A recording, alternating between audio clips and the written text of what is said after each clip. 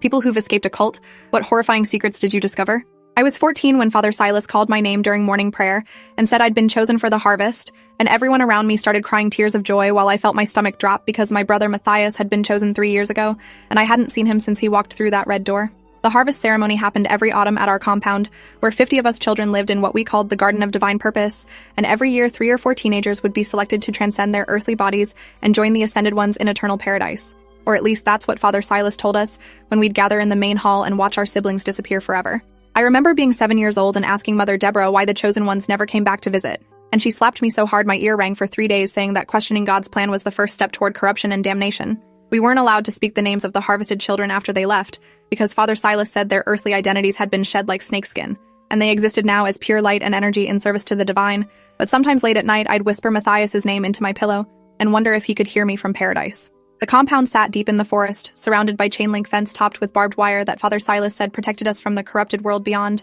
But I'd always wondered why paradise needed fences and locks, and why the gates only opened outward, never inward, and why none of the adults ever seemed to leave even for supplies. 3 other children were chosen with me that year, and I remember their faces going pale when Father Silas called their names during the selection ceremony, because everyone knew being chosen was supposed to be an honor, but none of us looked honored. We looked terrified. Naomi was 15 and had the most beautiful singing voice, and she'd led our evening hymns since she was 10 years old. And when Father Silas placed his hand on her head to bless her, I saw her flinch like she'd been struck. Thomas was 16 and could recite every verse of the sacred texts from memory, and he'd always been Father Silas's favorite during lessons. But now he stared at the red door with this expression like he was looking at his own grave. Little Iris was only 12 years old, and that scared me most because the harvest usually took teenagers. But Father Silas said she had an old soul ready to transcend, and when her name was called, she started crying so hard that Mother Deborah had to carry her out of the hall. We were taken immediately after the ceremony to the purification chambers beneath the main building, and I'd never been down there before because only the chosen ones entered those rooms, and I remember the smell hitting me first, something chemical and metallic that made my eyes water and my throat close up.